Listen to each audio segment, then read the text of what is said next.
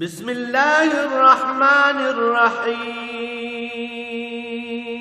الرحمن علم القرآن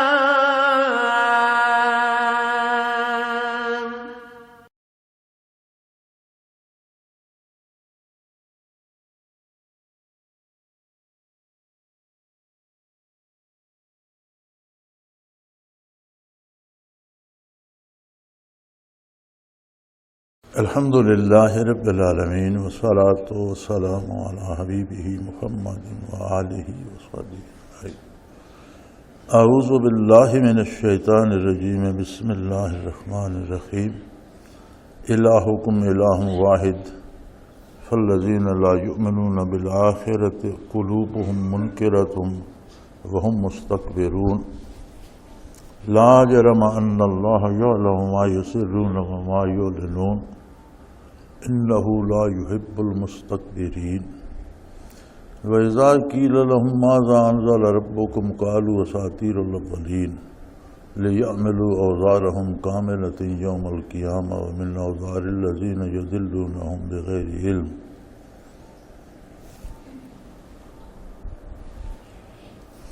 أَلَا سَاءَ مَا يَزِرُونَ۔ اللہم سبحانک لا علم لنا الا ما علمتنا انک انت العلیم الحکیم۔ مولایا صلی وسلم دائما ابدا علی حبیبک خیر الخلق کلہم۔ الہکم الہ واحد، یہ حتمی یقینی اور قطعی بات ہے کہ تمہارا معبود وہی اکیلا عبادت کا مستحق ہے، اس کے سوا کوئی دوسری ہستی کا کسی کا تصور نہیں کہ اس کی عبادت کی جائے۔ لیکن عجیب بات ہے کہ وہ اکیلا معبود ہے۔ ارشاد ہے یا ایھا الناس اعبدوا ربکم الذی خلقکم والذین من قبلکم لعلکم تتقون۔ اے لوگو، اپنے پروردگار کی عبادت کرو، یعنی آپ نے عبادت کر کے اجر وصول کرنے کا تصور جو ہے یہ درست نہیں ہے، بلکہ وہ تمہارا رب ہے، پروردگار ہے، خالق ہے۔ اس نے تمہیں ذرات خاکی سے تخلیق فرمایا اور بے پناہ عجائبات تمہارے وجود میں رکھی۔ حواس خمسہ ہی کو دیکھ لو، گویائی، سماعت، بصارت، حسیات، محسوس کرنا، سونگھنا، خوشبو، اچھی خوشبو، بری بو، یہ ساری حسیات اس نے عطا فرمائی۔ تمہیں ایسا دماغ عطا فرمایا جس کا ثانی کوئی کمپیوٹر دنیا میں ایجاد نہیں ہو سکتا۔ تمہیں نگاہ عطا فرمائی، انسانی اوصاف عطا فرمائی، اور سب سے بڑی بات یہ ہے کہ تمہیں وہ شعور بخشا کہ تم ساری مخلوق میں افضل ترین مخلوق قرار پائے۔ یہ تو احسان وہ ہیں اس کے جو ہر بندے پر ہیں، سارے اس کی مخلوق ہیں۔ ایک وجود میں 10 کھرب سیل ہیں، ہر وجود میں 10 کھرب سیل ہیں۔ کوئی چھوٹا ہے تو اس کے سیل چھوٹے ہیں، کوئی بڑا ہے تو اس کے سیل بڑے ہیں۔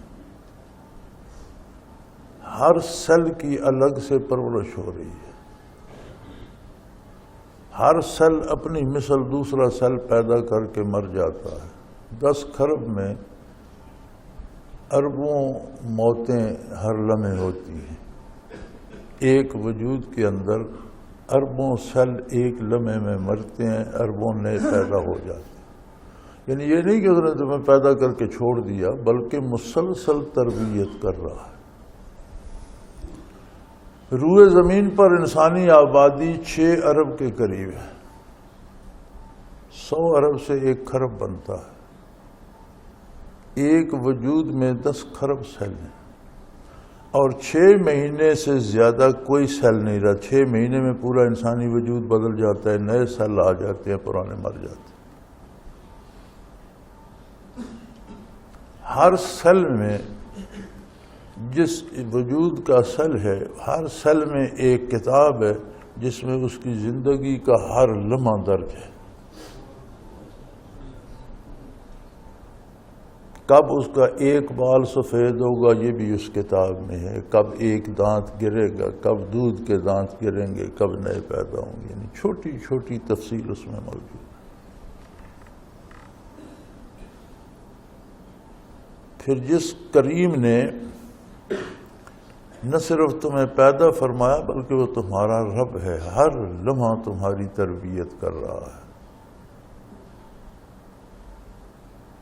اس لیے اس کی عبادت کرو کہ وہ تمہارا رب ہے. یعنی تم اپنی عبادت کا اجر لے چکے ہو، تم پر واجب ہے کہ اس کی عبادت کرو، ضروری ہے. اور یہ احسان اس کا ہر ایک پر ہے. مسلمانوں پر تو پھر اس کا خاص احسان ہے کہ اس نے مسلمان پیدا فرمایا، حضور اکرم صلی اللہ علیہ وسلم کی امت میں پیدا فرمایا. تو لوگ عبادت کیوں نہیں کرتے؟ لوگ اس کو الہ کیوں نہیں مانتے؟ لوگ اس کے در پہ کیوں نہیں جاتے؟ غیروں کے در پہ کیوں دھکے کھاتے پھرتے ہیں؟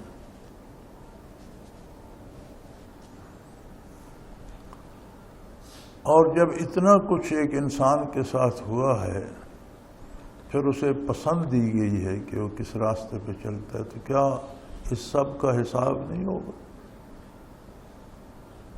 اس نے شکر کیا یا ناشکری کی تو جو اجر اعمال پر ملے گا وہ اللہ کا انعام ہے، وہ زائد ہے، وہ مزید اس کا احسان ہے. لہذا اس زوم میں بھی مبتلا نہیں ہونا چاہیے کہ میں نے اتنی عبادت کی. عبادت کی توفیق بھی اس نے دی. منت منے کہ خدمت سلطان میں کنی. اگر بادشاہ کی خدمت کرتے ہو یا ملازمت کرتے ہو تو اس پر احسان نہیں کرتے. منت او بداں کے بخدمت گزاشت. احسان بادشاہ کا ہے کہ اس نے تمہیں اپنی ملازمت میں رکھ لیا. عبادت کر کے فخر نہیں کرنا چاہیے بلکہ شکر کرنا چاہیے کہ اس نے عبادت کی توفیق عطا کی. تو لوگ عبادت کیوں نہیں کرتے؟ قرآن کریم نے 2 امراض بتائے ہیں اس کے. مرض تو ایک ہی ہے، سبب ایک ہی ہے، لیکن دوسرا اس کے ساتھ پیدا ہو جاتا ہے. تو 2 بنیادی سبب ہیں. فالذین لا یؤمنون بالآخرۃ قلوبہم منکرہ. ان کے دل تباہ ہو چکے ہیں، انکار کی زد میں آ چکے. ان کو قلوب عطا کیے گئے تھے. ایک تو دل یہ ہے نا جو خون پمپ کرتا ہے پورے وجود کو. قلب جو ہے اسی دل کے اندر ایک لطیفہ ربانی ہے جسے انگریزی میں سیٹل ہارٹ کہتے ہیں. ایک لطیفہ ربانی اس کے اندر ہے، اسے قلب کہا جاتا ہے. مایا ان کے کردار یا ان کی غفلت کی وجہ سے وہ جو قلب تھا وہ انکار کا اسیر ہو چکا ہے، منکر ہو چکا ہے. اس کی بینائی، اس کا شعور، اس کی حواس خمسہ یہ ضائع ہو چکے ہیں. وہ انکار کے انہوں نے اپنا دل تباہ کر دیا. قلب ہوتا، زندہ ہوتا، قلب رکھتے، اسے ضائع نہ کرتے تو اللہ کی عظمت یا آخرت کا انکار ممکن نہیں تھا. دوسرا سبب ہے کہ اللہ کی بڑائی کو بھول کر ان کے دل میں اپنی بڑائی کا خیال پیدا ہو. میں بہت بڑا ہوں، میں نے یہ کر دیا، میں نے وہ کر دیا. اور یہ ایسی عجیب بیماری ہے کہ حیرت ہوتی ہے بعض اوقات. آپ تجربتاً کسی بھی بندے کو لے لیں، وہ اس مرض میں گرفتار ہوگا کہ میں سب سے بہت اچھا ہوں، میں بہت بڑا ہوں، میں بہت پارسا ہوں، میں بہت تکڑا ہوں. یہ ایک ایسا عجیب مرض ہے کہ غریب سے غریب آدمی جھگی میں بیٹھے ہوئے خانہ بدوش سے پوچھ لو، سڑک پر جھاڑو دینے والے سے پوچھ لو، تو وہ اکڑ کر کہے گا کہ میرے جیسا دوسرا کوئی۔ فرمایا یہ جب دل ضائع ہوتے، قلب ضائع ہوتا ہے جب، تو یہ تکبر پیدا ہوتا ہے، اور جس میں جتنا تکبر ہے اتنی اس کے قلب کی کمزوری ہے۔ تو جب بندہ اپنی بڑائی کا اسیر ہو جاتا ہے تو دوسرے کو بڑا نہیں مانتا، حتیٰ کہ رب العالمین کو بھی بڑا نہیں مانتا، زبان سے کہے یا نہ کہے، اس کے عمل سے یہ ثابت ہوتا ہے کہ اسے اللہ کی بڑائی کی کوئی پرواہ نہیں۔ آرام سے نمازیں چھوڑ دیتا ہے، روزے چھوڑ دیتا ہے، عبادت چھوڑ دیتا ہے، حلال حرام چھوڑ دیتا ہے۔ تو جب یہ چیزیں چھوڑتے تو کیا اسے خیال ہے کہ کوئی مجھ سے بڑی ہستی بھی ہے جو مجھ سے یہ پوچھے گی کہ کیوں چھوڑا؟ اسی خیال کی کمزوری کی وجہ سے چھوٹتا ہے نا یہ۔ تو جب اللہ کی بڑائی کا خیال نہیں تو پھر وہ اپنی بڑائی میں اسیر ہے کہ میں خود بہت دانا ہوں، میں خود بہت بڑا ہوں، میں جو چاہوں کروں، میری پسند ہونی چاہیے۔ تو فرمایا یہ دو بیماریاں ہیں کہ ان کے دل انکار کی زد میں آ چکے ہیں، منکر ہو چکے ہیں، اور وہ تکبر میں اسیر ہو چکے ہیں۔ لا جرم ان اللہ یعلم ما یسرون وما یعلنون، اور اس بات میں بھی کوئی شبہ نہیں کہ جو باتیں تم اعلان کرتے ہو، سامنے کرتے ہو، ظاہر کرتے ہو، اللہ ان سے بھی واقف ہے، لیکن جو باتیں تمہارے دل میں ہوتی ہیں اور تم دوسروں سے چھپا کر رکھتے ہو، اللہ کریم ان سے بھی واقف ہے، اس کے سامنے کوئی چیز چھپ نہیں سکتی۔ اور یہ بھی قطعی بات ہے انہ لا یحب المستکبرین، وہ تکبر کرنے والوں کو کبھی پسند نہیں فرماتا۔ حدیث قدسی میں آتا ہے الکبر ردائی، بڑائی میری چادر ہے، میرا اوڑھنا ہے۔ جو تکبر کرتا ہے وہ میری چادر کو ہاتھ ڈالتا ہے، بڑائی صرف اللہ کو سزاوار ہے۔ انسان ہر لمحہ محتاج ہے قدرت باری کا، اور اللہ نے اسے اپنے ساتھ بے شمار ضرورتوں کا محتاج کر دیا، جس کی ضرورتیں ہی گنی نہ جا سکتی ہوں، جو چند لمحے ایک گھونٹ پانی کے بغیر نہ رہ سکتا ہو، جو چند لمحے ایک جھونکے ہوا کے بغیر نہ رہ سکتا ہو، جو 2 دن سے زیادہ کھانے کے بغیر نہ رہ سکتا ہو، اس کی احتیاج تو اتنی ہے کہ پل پل میں وہ محتاج ہے، پھر اسے تکبر کہاں زیب دیتا؟ بڑائی تو اس کی سزاوار ہے جو کسی کا محتاج نہ ہو۔ تو جو ایک ایک سانس کے ساتھ محتاج ہو، ہر سانس کے لینے کا بھی محتاج ہو، چند سانسیں روک دی جائیں تو تباہ ہو جائے، مر جائے، اسے بڑائی کب سزاوار ہے۔ اور یہ یاد رکھو کہ اپنی بڑائی میں گرفتار ہونے والے کو اللہ کریم پسند نہیں فرماتا۔ ان کی اس بڑائی کی وجہ سے انہیں کتاب اللہ کی عظمت بھی نظر نہیں آتی۔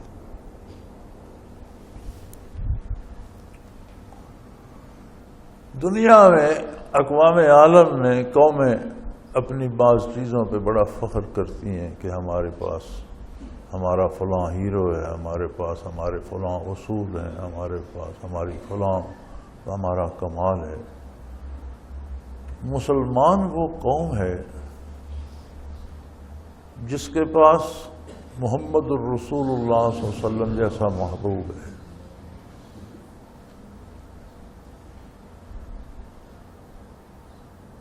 ہر چیز بازاروں میں ملتی ہے، محبوب بازاروں میں نہیں ملا کرتی۔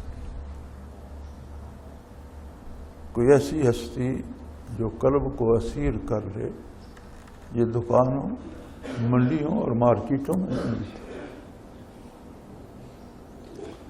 پھر ایسی ہستی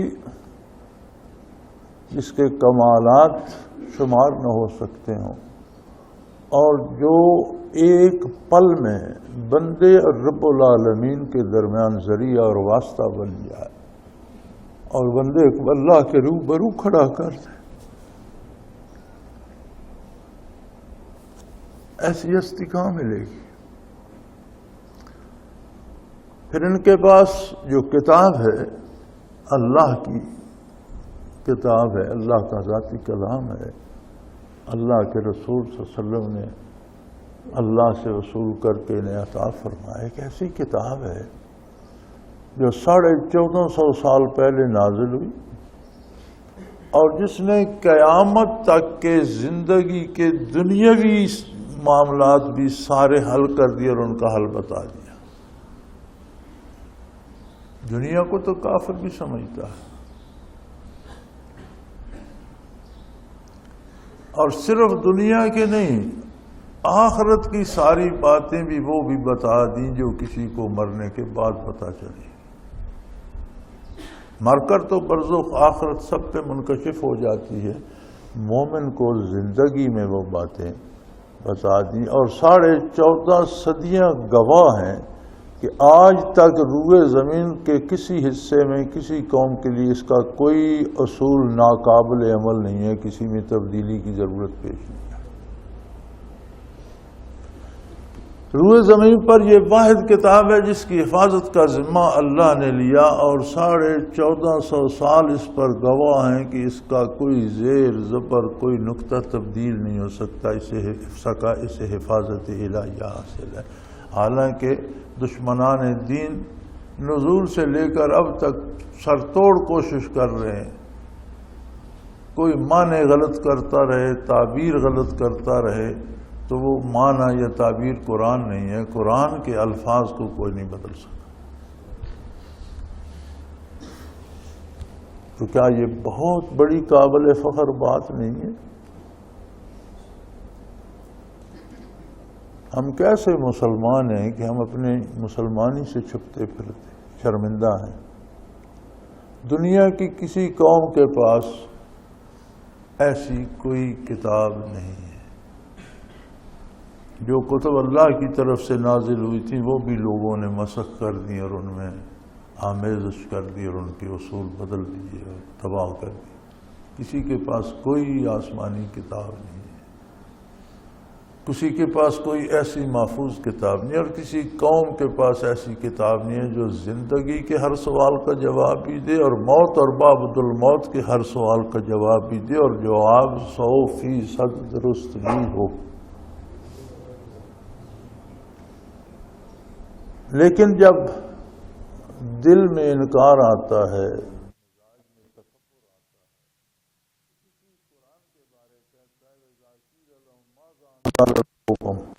جب ان سے پوچھا جائے کہ تمہارے پروردگار نے کیا نازل فرمایا، یہ کون سی کیسی کتاب ہے، تو کہتے ہیں اساطیر الاولین، یہ پرانی گزری قوموں کے قصے کہانیاں، اور اس میں کیا رکھا۔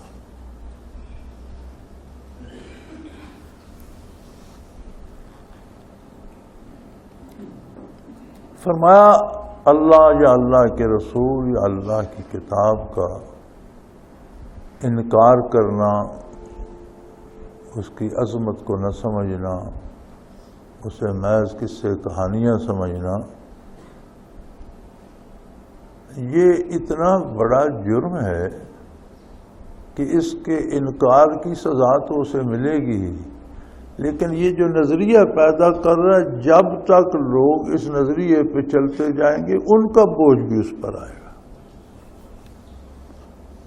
کوئی بدعت شروع کرتا ہے، بدعت کیا ہوتی ہے؟ بدعت ہوتا ہے کسی کام کو نئے سرے سے شروع کرنا، لیکن ہر کام بدعت نہیں ہے۔ کسی ایسے کام کو جو شریعت میں ثابت نہ ہو، قرآن سے ثابت نہ ہو، حضور صلی اللہ علیہ وسلم سے ثابت نہ ہو، خلفاء راشدین سے ثابت نہ ہو، کیونکہ خلفاء راشدین کو بھی نبی کریم صلی اللہ علیہ وسلم نے واجب الاتباع قرار دیا، علیکم بسنتی و بسنت خلفاء الراشدین المہدیین، او کما قال رسول اللہ صلی اللہ علیہ وسلم۔ خلفائے راشدین فی الواقعہ فنا فی الرسول تھے، اور کوئی کام جو انہوں نے کیا یقیناً انہوں نے منشا رسول کو جانا ہوگا، آپ کی حیات طیبہ سے، یا خود سنا ہوگا یا دیکھا ہوگا یا کسی سے سنا ہوگا۔ لہذا جس طرح فرمایا میری سنت تم پر واجب ہے، اسی طرح خلفائے راشدین کی، وہ بھی حضور کی سنت ہے، کیونکہ وہ اپنی طرف سے کچھ نہیں کیا، تو اس سے بھی ثابت نہ ہو اور اپنی طرف سے ایک کام شروع کرے اور پھر بتائے کہ یہ ثواب ہے، یہ بدعت ہوتی ہے۔ اس نے دین میں نیکی میں ایک نئی بات ایجاد کر دی جو ثابت نہیں ہے نبی کے صلی اللہ علیہ وسلم سے۔ تو بدعت جب کوئی ایجاد کرتا ہے تو اس کا جو خود اسے گناہ ملتا ہے وہ تو ہے ہی، لیکن جب تک لوگ اس پر عمل کرتے جائیں گے جتنا گناہ انہیں ملے گا، جتنی سزا انہیں ملے گی، اتنی ساتھ ساری اس کی طرف بھی جائے گی۔ تو فرمایا یہ ایسے بے وقوف ہیں کہ عظمت الہی کا انکار کر کے اپنا بوجھ تو اٹھاتے ہیں، ساتھ قیامت تک جو لوگ اس گمراہی میں پڑتے جائیں گے ان کا بوجھ بھی اٹھا رہے ہیں۔ لِيَعْمِلُوا أَوْزَارَهُمْ كَامِلَةً يَوْمَ الْقِيَامَةِ، قیامت تک جتنے لوگ اس گمراہی میں پڑتے جائیں گے ان کا جو بوجھ ہے وہ بھی ان پر ہوگا۔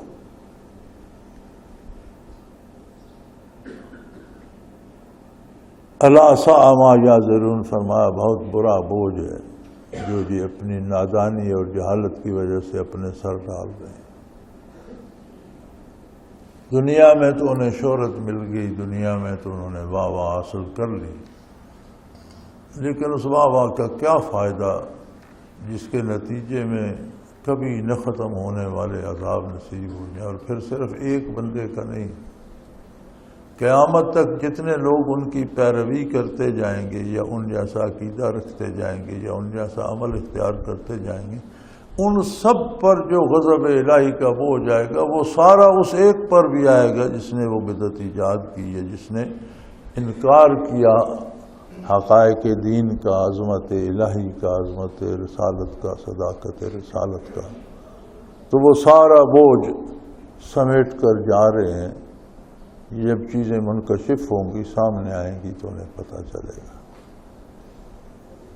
تو یہ معاملہ بہت نازک ہے۔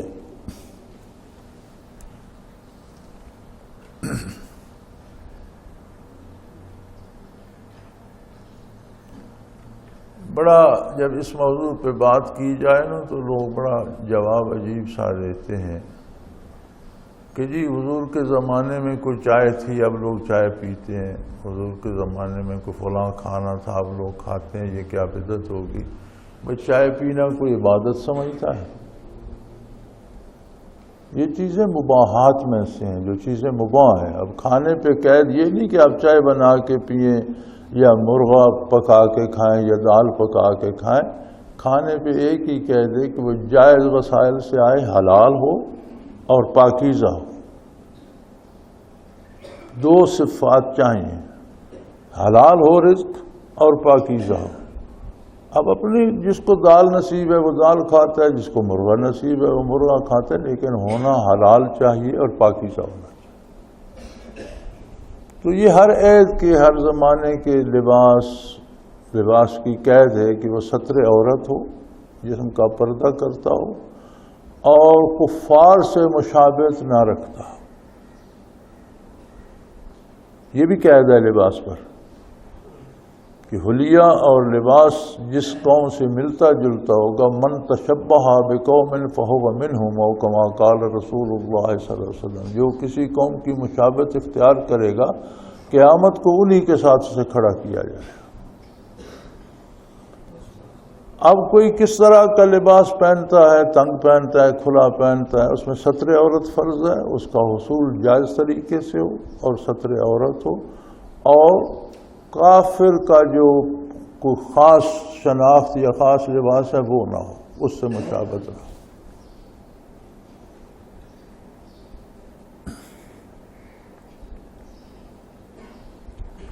ہمارے ایک ساتھی یہ کرتے تھے، مولانا فضل الرحمان اللہ پاک ان کی مدد فرمائے، تو وہ جہاں ملازمت کرتے تھے تو وہ پتلون بشٹ ان کی وردی کا حصہ تھی، تو وہ پتلون بشٹ پر ایک تو اوپر پگڑی باندھ لیتے تھے اور پتلون کا نیفا بنا لیتے تھے، اس میں نالا ڈالا ہوا تھا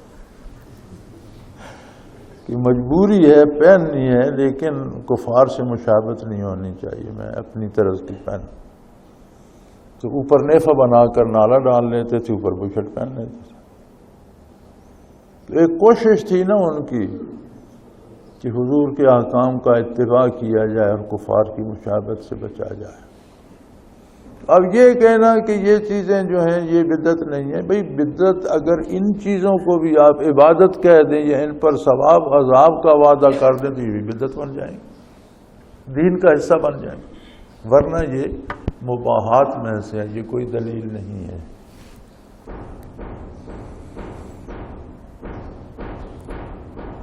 تو فرمایا جو شخص گمراہی اختیار کرتا ہے اس کی بنیادی وجوہات دو ہیں، ایک تو اس کا دل منکر ہو چکا ہے، دوسرا وہ اپنی بڑائی میں گرفتار ہو چکا ہے اور اتنا متکبر ہے کہ اللہ کے حکم کے مقابلے میں اپنی رائے منواتا ہے، نبی کریم صلی اللہ علیہ وسلم کے ارشاد کے مقابلے میں اپنی بات منواتا ہے۔ فرمایا ایسا بے وقوف ہے کہ یہ نہیں جانتا کہ جو یہ کر رہا ہے اس کی اپنے کیے کی سزا تو پائے گا، قیامت تک جو بھی اس کے پیچھے چلے گا جتنا گناہ اس کو ہوگا اتنا اس پر بھی لادا جائے، یہ معمولی جرم نہیں ہے، یہ بہت بڑا جرم ہے۔ اور فرمایا الا ساء ما یزرون، خوب اچھی طرح سن لو، بہت برا بوجھ اٹھا رہے ہیں۔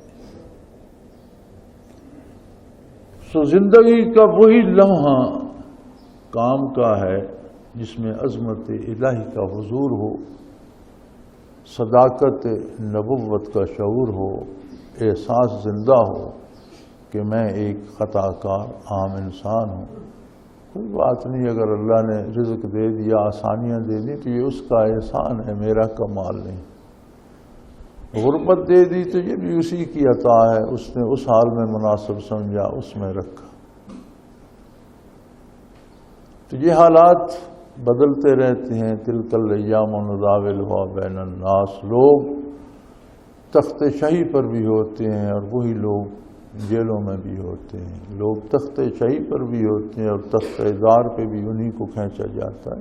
یہ اللہ کی طرف سے حالات بدلتے رہتے ہیں، وقت بدلتا رہتا ہے اور ہمارے سامنے مثالیں ہر عہد میں، ہر دور میں موجود ہوتی ہیں۔ کل کی بات ہے، پرویز مشرف صاحب صدر ہو گئے تھے اور نواز شریف صاحب جیل میں تھے۔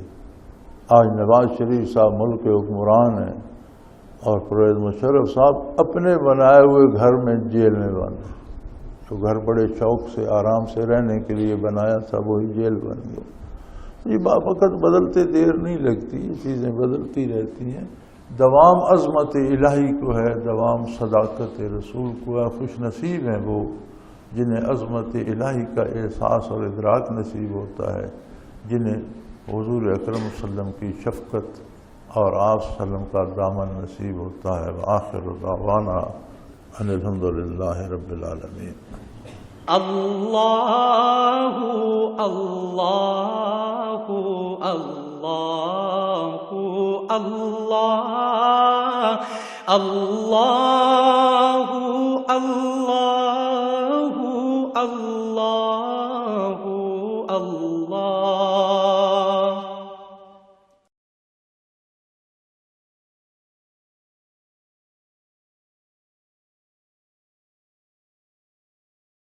سال سے قرآن و حدیث کے اوپر خطابات کر رہے ہیں اور سلسلہ نقشبندیہ اویسیہ کے مطابق لوگوں کو ذکر الہی کی تربیت دے رہے ہیں۔ وہ قرآن پاک کی تفسیر ترتیب وار بیان کر رہے ہیں۔ تفسیر قرآن کو وہ موجودہ ملکی اور بین الاقوامی حالات کے مطابق بیان کرتے ہیں۔ موٹر وے سے کلر کہار کے انٹرچینج سے نکلتے ہوئے، کلر کہار کی جھیل سے ہوتے ہوئے، میانی، بوچھال اور نور پور سے گزرتے ہوئے دارالعرفان منارہ پہنچ سکتے ہیں۔ حضرت امیر محمد اکرم آوان نے بچیوں اور بچوں کی دینی اور دنیاوی تعلیم کے لیے سقارہ اکیڈمی کے نام سے ایک درسگاہ بھی قائم کی ہے، جس کا افتتاح ملک پاکستان کے صدر جنرل محمد ضیاء الحق نے اپنے دست مبارک سے کیا تھا۔ وہ تمام احباب جو اسلام کی طلب رکھتے ہیں ان سے گزارش ہے کہ دارالعرفان منارہ ضلع چکوال میں امیر محمد اکرم آوان صاحب کے خطابات سے مستفید ہوں۔ وہ ہر جمعے کو نماز سے پہلے بیان فرماتے ہیں۔ ہر ماہ کی پہلی اتوار کو ماہانہ اجتماع ہوتا ہے جس میں آپ خصوصی خطاب فرماتے ہیں اور پاکستان کے چاروں صوبوں سے احباب اس اجتماع میں شرکت کرتے ہیں۔ اس کے علاوہ یہاں سال میں 2 مرکزی اجتماعات بھی ہوتے ہیں، ایک رمضان المبارک میں اعتکاف کا اجتماع اور دوسرا جولائی اور اگست میں 40 دن کا اجتماع ہوتا ہے جس میں روحانی تربیت کی جاتی ہے۔ اپنا خون سیماب دے کر اتنا ہم کر جائیں گے، نام آقا کا چمن میں پھر رقم کر جائیں گے۔